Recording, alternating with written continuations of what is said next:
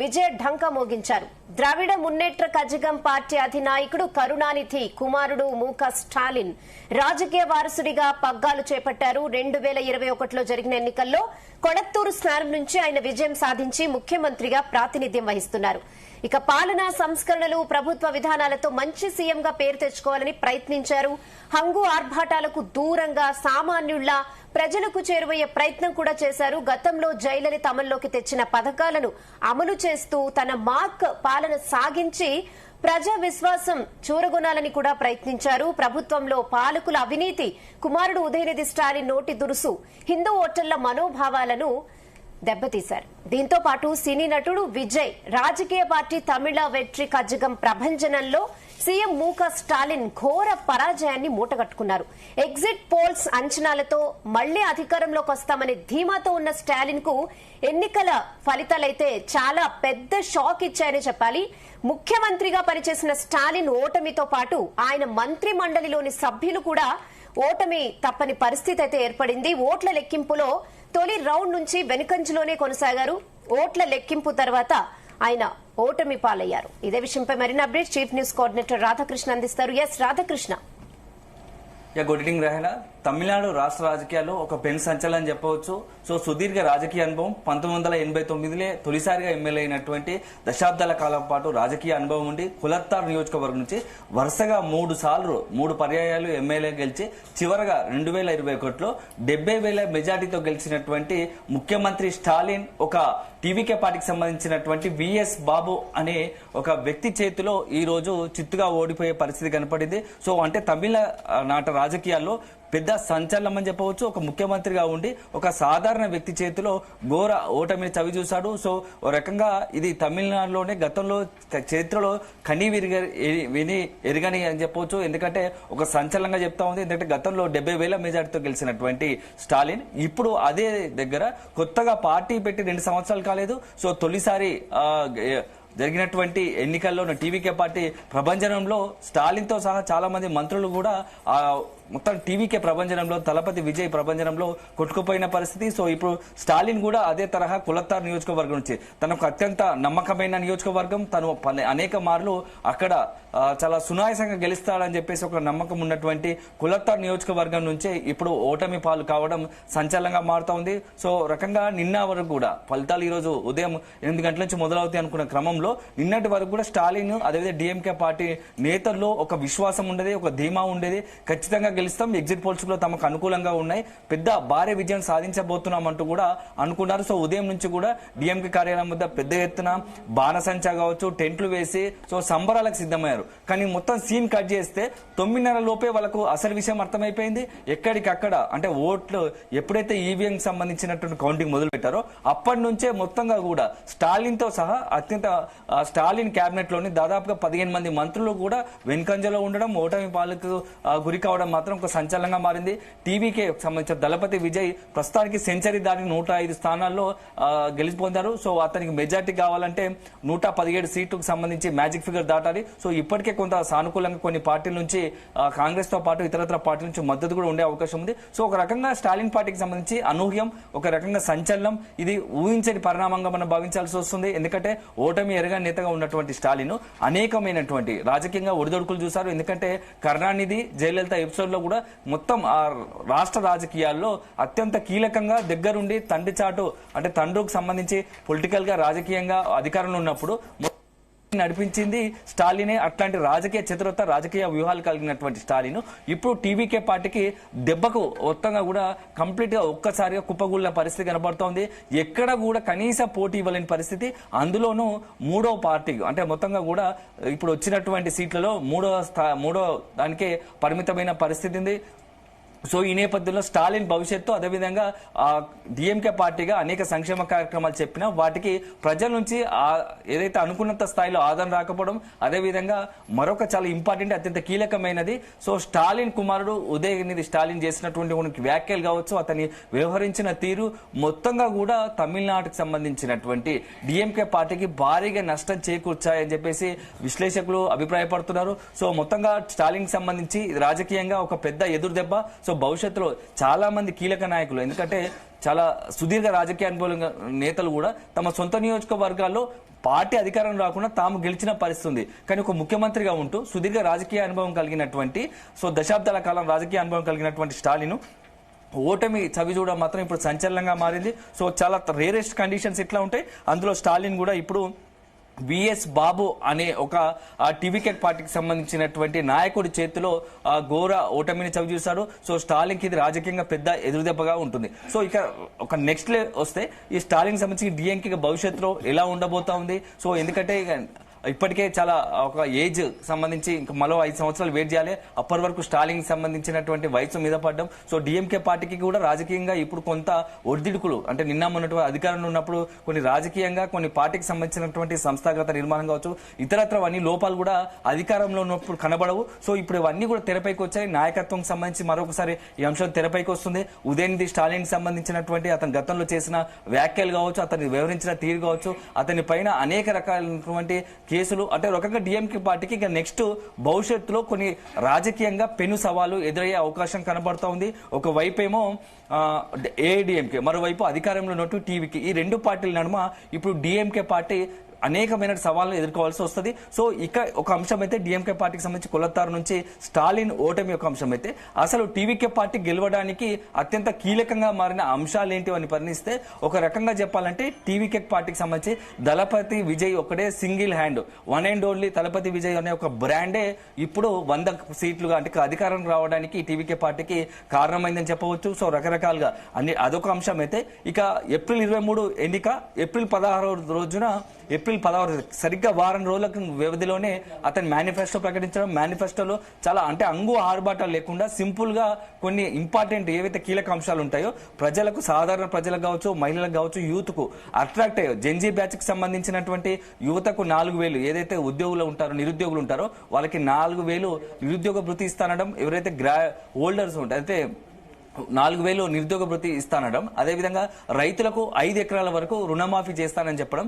So సాధారణ గృహాలకు 200 యూనిట్ల లోపు ఉచిత విద్యుత్ ఇస్తానని చెప్పడం, అదే సందర్భంలో 20 లక్షల వరకు కూడా విద్య కోసం రుణాలు ఏవైతుంటే వాళ్ళన్నిటికి కూడా ఇలాంటి పూచీకత్తు లేకుండా 20 లక్షల వరకు విద్యకు సంబంధించి చదువుకునే విద్యార్థుల కోసం రుణాలు ఇవ్వడానికి సిద్ధంగా ఉన్నామంటూ మేనిఫెస్టో చెప్పడం. దీనికి తోడు 1వ తరగతి నుంచి 12వ తరగతి వరకు ఎవరైతే ఉంటారో వాళ్ళ తల్లిదండ్రులకు తల్లి అకౌంట్ లో 15,000 వేస్తాం సంవత్సరం అని చెప్పేసి కొన్ని ఇట్లాంటి కీలకమైనటువంటి చాలా సింప్లిఫైడ్ గా ప్రజలకు ఈజీగా వెళ్లే రకంగా ఉన్నటువంటి మేనిఫెస్టోను ప్రకటించడం కూడా ఒక రకంగా సక్సెస్ అయింది. దీనికి తోడు 6 సిలిండర్ల అంశం కూడా మరొకసారి, ఎందుకంటే ప్రతి సంవత్సరానికి 6 సిలిండర్లు ఉచితంగా ఇస్తామని చెప్పడం కూడా కొంత విజయ్ కలిసి వచ్చినట్టుంది. మేనిఫెస్టో సింగిల్ దళపతి విజయ్ అనేది సింగిల్ బ్రాండ్, అదేవిధంగా మేనిఫెస్టో, దీనికి తోడు ఏఐడిఎంకే డిఎంకేకి సంబంధించినటువంటి దశాబ్దాలుగా వాళ్ళు రాజకీయంగా వెళ్ళారు తమిళనాడులో. సో అనేకమైనటువంటి ఆ ప్రజలకు ఆల్టర్నేట్ గా లేకుండా పోయింది. అయితే డిఎంకే లేకుంటే ఏడీఎంకే ఇప్పుడున్నటువంటి పరిస్థితిలో విజయ్ పార్టీ ప్రత్యామ్నాయంగా కనిపించడం కూడా, సో అందరూ ఊహించినట్టుగా ఎవరు అంత డిఎంకే పార్టీ అధికారంలోకి వస్తుంది అనుకున్నా కూడా తమిళనాడు ప్రజలు చాలా వినూతనంగా ఆలోచించారు. సో ప్రత్యామ్నాయంగా ఆలోచించారు కాబట్టి విజయ్ పార్టీకి అవకాశం ఇచ్చినట్టుగా తెలుస్తోంది. సో రకంగా సంచలనంగా మారినటువంటి ఈ తీర్పుతో తమిళనాడు రాష్ట్ర రాజకీయాలు భవిష్యత్తులో ఎలా ఉండబోతాయి అంటే, ఎంజీఆర్ కు సినిమా రంగం నుంచి వచ్చినటువంటి ఎంజీఆర్ కావచ్చు, జయలలిత, ఆ తర్వాత ఆ స్థాయిలో సక్సెస్ఫుల్ గా ఒక పార్టీ అధికారంలో వచ్చింది. అందులోనూ అతి తక్కువ కాలంలో కేవలం 2 సంవత్సరాల వ్యవధిలోనే ఇప్పుడు టీవీకే పార్టీ, విజయ్ పార్టీ అధికారం రావడానికి చాలా సంచలనంగా మారింది. సో దేశ రాజకీయాల్లో మరికొన్ని రాజకీయ పార్టీలకు ఆయా రాష్ట్రాల కొత్త రాజకీయ పార్టీలు పెట్టాలనుకునే వారికి విజయ్ పార్టీ, టీవీకే పార్టీ విజయం అనేది ఇప్పుడు ఒక రకంగా బూస్టింగ్ గా మారుతుంది. ఎందుకంటే తాజాగా మనం కాసేపటి క్రితం చూసాం, కల్వకుంట్ల కవిత కూడా టీఆర్ఎస్ పేరుతో కొత్త పార్టీ పెట్టిన సంగతి తెలిసిందే. ఆమెనే స్వయాన ట్వీట్ చేసింది. సో టీవీకే పార్టీ విజయం అనేది అనేకమైనటువంటి శక్తులు కొత్తగా రాజకీయ పార్టీలు ఏర్పాటు చేయాలనుకున్న వారికి ఒక ఉత్సాహంగా, ఒక రకంగా ఎనర్జెటిక్ గా, ఒక రకంగా భవిష్యత్తులో ఇదంతా కూడా బూస్టింగ్ గా మారుతుందని చెప్పేసి కూడా కల్వకుంట్ల కవిత చెప్పిన పరిస్థితి కనబడుతుంది. సో రకంగా ప్రజలు అందుబాటులో ఉండి ప్రజలకు సంబంధించినటువంటి వ్యవహారాలు ప్రత్యామ్నాయంగా ఉంటే ఆ ప్రజల ఆలోచనకు అనుగుణంగా పనిచేస్తే ఖచ్చితంగా తమకు ప్రజలు ఆ పార్టీకి అధికారం తెచ్చడానికి, ఆ పార్టీని ఆదరిస్తడానికి బెస్ట్ ఎగ్జాంపుల్ టీవీకే చెప్పాల్సి వస్తుంది. టీవీకే పార్టీ విజయం ఇంకా మరొక అత్యంత కీలకమైన అంశం Gen Z batch, social media. So అంతా వీళ్ళు మిగతా రాజకీయ పక్షాలు సాంప్రదాయ పద్ధతిలో భారీ కాన్వాయ్తో, వెహికల్స్ తో ప్రజల మధ్యలో బహిరంగ సభలు పెట్టి డిఎంకే కావచ్చు, ఏఐడిఎంకే కావచ్చు, అట్లాంటి పార్టీలు భారీ బహిరంగ సభలు పెట్టి ప్రచారంలో పాల్గొంటే విజయ్ మాత్రం చాలా చాకచక్యంగా 70% గా సోషల్ మీడియాను వాడుకున్నారు, 30% మాత్రమే జనాల్లో ఉండి సభల ద్వారా పోయాడు. సో గతంలో కరూరు ఘటనతో కొంత అప్రమత్తమయ్యాడు. సో ఆ ఘటన తర్వాత చాలా ఆలోచన మొత్తంగా మారిపోయింది. ఈ సభలు బహిరంగ సభల ద్వారా రాజకీయంగా నష్టం చేసే అవకాశం ఉంటుంది, ప్రత్యర్థులకు అవకాశం ఇచ్చినట్టు కాబట్టి. సో మనం వినూత్నంగా వెళ్ళాలి, సోషల్ మీడియా వాడుకొని వీళ్ళంత ఎక్కువ మందికి, ముఖ్యంగా జెన్జీ బ్యాచ్ కు తన అభిమానానికి చేరాలనుకున్నాడు. సో రకంగా ఆ ప్లాట్ఫామ్ ను, సోషల్ మీడియాను వాడుకున్నాడు. అదే ఈ రోజు విజయ్ సక్సెస్ కు ప్రధాన కారణమైందని చెప్పవచ్చు. సో దశాబ్దాలుగా ఉన్నటువంటి తమిళనాట ద్రవిడ రాజకీయాల్లో, ద్రవిడ పాలిటిక్స్ లో టీవీకే పార్టీకి మాత్రం ఒక పెను సంచలనం సృష్టించింది. ఎవరు ఊహించినట్టుగా, అనూహ్యంగా కేవలం ఒక యాక్సిస్ మైండ్ ఇచ్చినటువంటి ఎగ్జిట్ పోల్స్ తప్ప మిగతా ఏవి కూడా విజయ్ పార్టీకి అనుకూలంగా లేవు. కానీ ఒకే పార్టీ ఇచ్చి, ఒకే యాక్సిస్ మైండ్ ఇచ్చింది. అదే ఇప్పుడు నిజమైంది, ఓ రకంగా సంచలనంగా మారిందని చెప్పవచ్చు. సో భవిష్యత్తులో కనుక టీవీకే పార్టీ ఎలా ఉంటుంది, ప్రజలకు ఇచ్చిన హామీలను ఎలా నెరవేరుస్తుంది, నిజంగానే ప్రజల మన్ననను టీవీకే పార్టీ పొందుతుందా లేదా అనేది భవిష్యత్తులో కాలమే సమాధానం చెప్తుంది. రాధాకృష్ణ, అంటే ఇప్పుడు పార్టీ ఓడిపోవడం వేరు, సీఎం గా చేసిన వ్యక్తి స్టాలిన్ ఒక సాధారణ అభ్యర్థి, అంటే టీవీకే అభ్యర్థి విఎస్ బాబు చేతిలో ఓడిపోవడానికి అంటే నెగటివ్ అంటే ఏం చెప్పొచ్చు?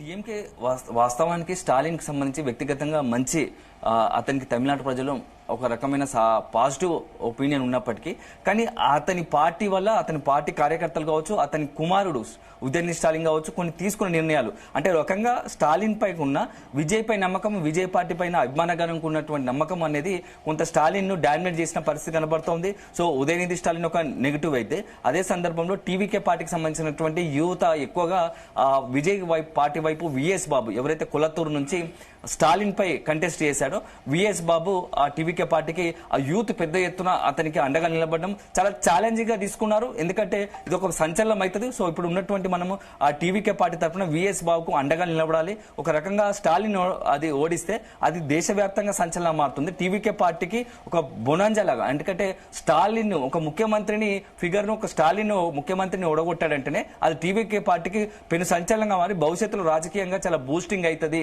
అనే ఒక ఉద్దేశంతో టీవీకే పార్టీ మొదటి నుంచి కూడా పనిచేసింది. అంటే గ్రౌండ్ లెవెల్లో కార్యకర్తలు, టీవీకే పార్టీకి సంబంధించిన అభిమానులు కావచ్చు, అదేవిధంగా కార్యకర్తలు కావచ్చు, విజయ్ దళపతి సంబంధించినటువంటి అభిమానులు కావచ్చు, ఇతరంతా కూడా చాలా ప్లాండ్ గా, పక్కా ప్లాండ్ గా స్టాలిన్ ను ఎట్లా మొత్తంగా కూడా ఈ యొక్క దిగ్బంధించాలి, రాజకీయంగా ఎట్లా చేయాలి, అక్కడ కులత్తూరు నుంచి టీవీకే పార్టీ గెలుపొందడానికి అనేక రకాల వ్యూహాలు రచించారు. సో అల్టిమేట్ గా స్టాలిన్ కు ఒక రకంగా అది ఎదురు దెబ్బ తగిలింది. ఎందుకంటే ఇటీవల కాలంలో స్టాలిన్ సంబంధించినటువంటి మరొక అంశం ఏంటంటే, ఇక మనం కొంత రాజకీయంగా కూడా ఇటీవల కాలంలో కేంద్రం ప్రవేశపెట్టినటువంటి మహిళలకు 33% రిజర్వేషన్ బిల్ ఏదైతుందో దాన్ని వ్యతిరేకించడం కూడా కొంత ఒక రకంగా మహిళల నుంచి డిఎంకే పార్టీకి నష్టం చేకూర్చిందేమో. అది కూడా ఒక రకంగా స్టాలిన్ ఓటమి కూడా ప్రధాన కారణం, స్టాలిన్ పార్టీతో పాటు స్టాలిన్ ఓటమికి కూడా ఒక ప్రధాన కారణం అయిందేమో అనేది కూడా ఒక విశ్లేషణ అభిప్రాయం ఏర్పడుతోంది. సో ఒక రకంగా ఇది ఊహించని పరిణామం. స్టాలిన్ తనకు తానుగా తన పార్టీకి తక్కువ సీట్లు రావడం, తన పార్టీ ఓడిపోవడం పక్కన పెడితే ఏకంగా తనే ఓడిపోవడం మాత్రం ఇప్పుడు డిఎంకే పార్టీకి ఒక కోలుకోలేని పెద్ద ఎదురు దెబ్బ. సో భవిష్యత్తులో రాజకీయంగా మరిన్ని పెను సవాళ్లు ఎదురయ్యే అవకాశం ఉంటుంది. వాటన్నిటిని తట్టుకొని మరి డిఎంకే నిలబడుతుందా? ఇప్పుడు ఏఐడిఎంకే చూస్తే, ఎందుకంటే సాంప్రదాయబద్ధంగా జయలలిత ఉన్నప్పటి నుంచి, ఎంజీఆర్ ఉన్నప్పటి నుంచి ఉన్న ఓటు బ్యాంకే ఇప్పటికీ అది నడుస్తా వస్తుంది ఏఐడిఎంకేకు. సో ఇప్పుడు డిఎంకే పార్టీ పరిస్థితి కూడా అలా మారుతా ఉందా? ఎందుకంటే ఇక్కడ థర్డ్ ప్లేస్ లో నిలిచింది ఈ రోజు ఎన్నికల్లో ఫలితాల్లో. సో టీవీకే పార్టీ ముందు ఫస్ట్ 105 సీట్లతో దాదాపుగా ఇక్కడ అధికారాన్ని కైవసం చేసుకునే పరిస్థితి. ఇక భవిష్యత్తులో ఎలా ఉంటుంది? స్టాలిన్ మరి ఇక్కడ ఇప్పుడు జరిగినటువంటి తప్పులను సరిదిద్దుకొని భవిష్యత్తులో రాజకీయంగా మరింత ముందుకు వెళ్తారా, లేకుంటే ఇక భవిష్యత్తులో రాజకీయంగా మరిన్ని ఎదురు దెబ్బలు తినే అవకాశం ఉంటుంది కాబట్టి ఎట్లా దానికి రియాక్ట్ అవుతాడు?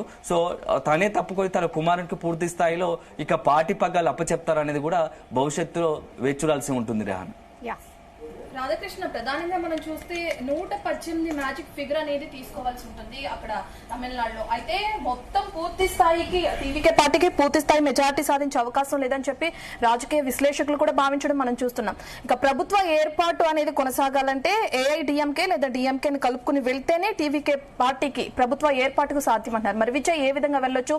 ఒకవేళ హంగ్ ఏర్పడితే పరిస్థితి ఏ విధంగా ఉంటుంది అనుకోవచ్చు? రత్నం మొదటి నుంచి కూడా అనుకుంటుందే, ఎందుకంటే తమిళనాడు ఎన్నికల పైన ఒక రకంగా విజయ్ కింగ్ మేకర్ అవుతాడు, సో ఒక సీఎం కాకుండా కింగ్ మేకర్ అవుతారని చెప్పేసి అంతా భావించారు. సో నిన్న మొన్న కూడా విజయ్ తీసుకుంటున్న నిర్ణయాలు చూస్తే కొన్ని రాజకీయంగా విశ్లేషకులు, సీనియర్ విశ్లేషకులు సైతం విజయ్ ఏదంటే మహాబలిపురంలో రిసార్ట్ ఏర్పాటు చేసి నాయకులందరూ తరలించాలని ఆలోచన చేయడం, వాళ్ళ నిర్ణయం కూడా వెలువడ్డ వెంటనే కొంత రాజకీయ పార్టీలు కావచ్చు, తమిళనాడుకు సంబంధించిన ఇతర కొన్ని సంఘాలు కావచ్చు, వ్యక్తులు కావచ్చు, దాన్ని చాలా లైట్ గా తేలిగ్గా తీసుకున్నారు. సో కొట్టి పారేశారు, ఎందుకు ఇంత అడావిడి చేస్తున్నాడు విజయ్ అని. కానీ ఇప్పుడు కట్ చేస్తే ఇప్పుడు ఎవరైతే నిన్న మొన్న అన్న నోర్లే ఉన్నాయో, అరే విజయ్ అద్భుతం చేశాడు అనేది కూడా చర్చ జరుగుతోంది. సో ఇవన్నీ కూడా కొంత గ్రౌండ్ లెవెల్లో కార్యకర్తల నుంచి వచ్చినటువంటి ఫీడ్బ్యాక్ ఆధారంగానే ఎప్పుడైతే 2-3 రోజుల నుంచి విజయ్ కదలికలు, విజయ్ వ్యూహాలు చూస్తుంటే ఒక అంచనా వేయాల్సింది. సో ఎట్టి పరిస్థితుల్లో తమిళనాడులో ప్రజలు ఒక సంచలనమైన తీర్పు ఇవ్వబోతున్నారు. సో టీవీకే పార్టీకి సంబంధించి కొంత సానుకూలంగా ప్రజల నుంచి రియాక్షన్ రాబోతుంది కాబట్టి సో అధికారం వచ్చేంత ఉంటుందా లేదా, కానీ ఖచ్చితంగా అయితే ఇప్పుడు ఉన్నట్టు వాటిలో మెరుగైన ఫలితాలు మిగతా రాజకీయ పక్షాలకైనా ఎక్కువ స్థాయిలో సీట్లు వచ్చే అవకాశం ఉందని చెప్పేసి విజయ్ ముందే గ్రహించాడు, దానికి అనుగుణంగా ప్లాన్ చేస్తూ వచ్చాడు. సో ప్రస్తుతానికి ఇప్పుడున్నటువంటి ట్రెండ్స్ ప్రకారం చూస్తే 105 నుంచి 106 స్థానాలు టీవీకే పార్టీ వచ్చే అవకాశం ఉంది. సో ఒక మ్యాజిక్ ఫిగర్ కావాలంటే 118, ఎందుకంటే ఓవరాల్ గా అసెంబ్లీలో తమిళనాట 234 నియోజకవర్గాలు ఉన్నాయి. సో దాంట్లో మ్యాజిక్ ఫిగర్ వచ్చేసి 118 మార్కు చేరుకోవాలంటే విజయ్ పార్టీకి ఇంకా 12 సీట్లు కావాలి. సో ఇప్పుడున్న ట్రెండ్స్ ప్రకారం దానికి కూడా 1-2 సీట్లు పెరుగుతవచ్చు, తగ్గొచ్చు, ఎందుకంటే ట్రెండ్స్ ఇంకా కౌంటింగ్ కొనసాగుతుంది కాబట్టి. సో అలాంటి తరుణంలో ఒక 10 నుంచి 15 సీట్లు కనుక తక్కువైతే అప్పుడు విజయ్ ఏం చేయబోతున్నాడు అనేది ఇప్పుడు చాలా ఆసక్తికరంగా మారింది. ఎందుకంటే ఒక వైపు ఏమో డిఎంకే, మరోవైపు ఏఐడిఎంకే. సో ఇవన్నీ నేపథ్యంలో అసలు ఏం జరగబోతుంది? ఏఐడిఎంకే మద్దతు తీసుకుంటాడా, లేకుంటే డిఎంకే మద్దతు తీసుకుంటాడా, లేకుంటే వీళ్ళు కాకుండా డిఎంకే కూటమికి సంబంధించినటువంటి స్టాలిన్తో జత కట్టినటువంటి కాంగ్రెస్ పార్టీకి ఇప్పుడు 6 సీట్లు వచ్చినట్టుగా మనకు తెలుస్తోంది. ప్రస్తుతం ఆ 6 సీట్లతో పాటు ఇండిపెండెంట్లు అన్ని కలిపితే ఒక 4 ఉన్నారు. సో 10 సీట్ల వరకు అయితే ఇబ్బంది లేదు. కాంగ్రెస్ ను కలుపుకొని టీవీకే అధిపతి తలపతి విజయ్ ఏమన్నా ప్రభుత్వాన్ని ఫామ్ చేసే అవకాశం ఉందా? దాంతో పాటుగా ఏఐడిఎంకే లేకు డిఎంకే సంబంధించి కొంతమంది ఎమ్మెల్యేలను చేర్చుకోవడమా, ఇక్కడ వాళ్ళ మద్దతు కోరడమా బయట నుంచి, అట్లాంటి అవకాశం ఉందా అనేది కూడా పరిశీలిస్తున్నారు. సో ఇప్పటికే టీవీకే పార్టీకి సంబంధించిన అధిపతి విజయ్ తండ్రి కాంగ్రెస్ పార్టీ మద్దతు కోరినట్టుగా కూడా మనకు ప్రాథమికంగా సమాచారం అవుతుంది. సో దాన్ని ఇంకా పూర్తి స్థాయిలో నిర్ధారించాల్సి వస్తుంది, ఎందుకంటే రాజకీయంలో ఎప్పుడు ఎలాంటి నిర్ణయాలైనా సాధ్యపడతాయి. ఎందుకంటే మనం ఇప్పుడు 3rd ప్లేస్ లో ఉన్నటువంటి డిఎంకే మద్దతునే భవిష్యత్తులో ఇప్పుడు ఈ రోజు ఉన్నటువంటి పరిస్థితుల్లో డిఎంకే పార్టీ మద్దతే టీవీకే తలపతి విజయ్ కోరే అవకాశం ఉంటుంది. లేని పక్షంలో బీజేపీ కనుక కొంత టీవీకే పార్టీ అధిపతి తలపతి విజయ్ తో మాట్లాడిన సందర్భంలో ఆ బీజేపీ మద్దతు లేకుంటే ఏఐడిఎంకే మద్దతు తీసుకుని ప్రభుత్వాన్ని ఫామ్ చేసే అవకాశం ఉంది. ఎందుకంటే ఎన్డీఏ కూటమిలోకి వస్తే భవిష్యత్తులో కేంద్రంలో కూడా సముచిత స్థానం ఉంటుంది. దాంతో పాటుగా తమిళనాడు అభివృద్ధికి మనం సరైన ఒక బాటలు వేసే అవకాశం ఉంటుంది. ఇన్ని రోజులు తమిళనాడులో సరైన అభివృద్ధి జరగలేదు. సో అట్లాంటి పరిస్థితులు పోయి తమిళనాడులో ఒక అభివృద్ధి ఏదైతే నువ్వు మేనిఫెస్టోలో అవకాశం ఇచ్చబట్టాన్ని నెరవేర్చేందుకు కేంద్రం కూడా నీకు తోడుగా ఉంటుంది అని చెప్పేసి ఏఐడిఎంకే తరఫున లేకుంటే బీజేపీ ఎన్డీఏ ప్రభుత్వం తరఫున కూడా తలపతి విజయ్ ని కోరే అవకాశం ఉంటుంది. సో ఏదేమైనా ఈరోజు సాయంత్రం కల్లా చాలా కీలక పరిణామాలు, అత్యంత నాటకీయ పరిణామాలు కూడా తమిళనాడు రాష్ట్ర రాజకీయాల్లో చోటు చేసుకునే అవకాశం ఉంది. సో మ్యాజిక్ ఫిగర్ కనుక 10 నుంచి 12 స్థానాలు కొంత దూరంలో ఆ విజయ్ పార్టీ నిలిచిపోయే అవకాశం అయితే స్పష్టంగా ఇప్పుడున్నటువంటి ట్రెండ్స్ ప్రకారం కనబడుతోంది. సో అప్పుడు ఏఐడిఎంకే డిఎంకే ఇప్పటికి కూడా 2 పార్టీలు కూడా, ఈ 2 కూటములు కూడా ఆ విజయ్ పార్టీతో సంప్రదించడానికి సిద్ధపడుతున్నట్టుగా తెలుస్తోంది. మేము అవసరమైతే వెనుక నుంచి మద్దతు ఇవ్వడానికి సిద్ధంగా ఉన్నాము, అంటే ఒక డైరెక్ట్ గా కాకుండా మీకు బ్యాక్ డోర్ తెర వెనుక నుంచి మద్దతుగా నిలబడతాము అని చెప్పేసి ప్రభుత్వంలో ఉండము, అయినప్పటికీ మీకు మద్దతు ఇస్తామని చెప్పేసి డిఎంకే పార్టీకి సంబంధించిన కీలక నేతలు కూడా విజయ్ తో మాట్లాడుతున్న పరిస్థితి కనబడుతుంది. మరోవైపు ఎన్డీఏకి సంబంధించిన అత్యంత కీలకమైన ఢిల్లీ నాయకులు కూడా విజయ్ తో సంప్రదింపులు జరుపుతున్నట్టు తెలుస్తుంది. విజయ్ తండ్రితో నేరుగా చర్చిస్తున్నట్టుగా తెలుస్తోంది. సో అల్టిమేట్ గా విజయ్ నిర్ణయం పైన ఆధారపడి ఉంటుంది.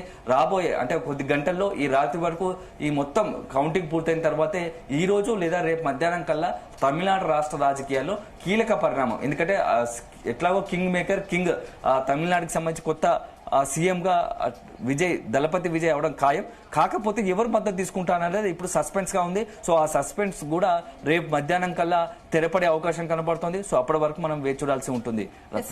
రాధాకృష్ణ ప్రధానంగా తెలంగాణ గవర్నర్ గా పనిచేసిన తమిళసై పరిస్థితి ఏంటి? ఎందుకంటే బీజేపీ తరపు నుంచి పోటీ చేశారు, ఆవిడికి ప్రత్యక్ష రాజకీయాలు కలిసి రావట్లేదని చెప్పుకోవచ్చా? ఏంటి ఆ పరిస్థితి ఏంటి? ఇప్పుడు ప్రస్తుతం 3వ స్థానంలో కొనసాగడం కూడా చూస్తున్నాం మనం. రత్న మీరు అన్నది కరెక్ట్. ఎందుకంటే తమిళనాడు సంబంధించి తమిళనాడు రాష్ట్ర రాజకీయాల్లో ఎవరైతే ఇప్పుడు తెలంగాణ గవర్నర్ గా ఉన్నటువంటి తమిళసై అక్కడికి వెళ్లి ప్రత్యక్ష రాజకీయాల్లో, ఎందుకంటే గవర్నర్ అనేది వెరీ హానరబుల్, సో ఒక రకమైన మంచి అత్యున్నతమైన పదవి, అది కాదని చెప్పేసి తమిళనాడు రాష్ట్ర రాజకీయాల్లో చాలా కీలకంగా వ్యవహరించాలి, అదే రకంగా ప్రత్యక్ష రాజకీయాలకు వెళ్లాలని చెప్పేసి గతంలో గవర్నర్ పదవికి రాజీనామా చేసి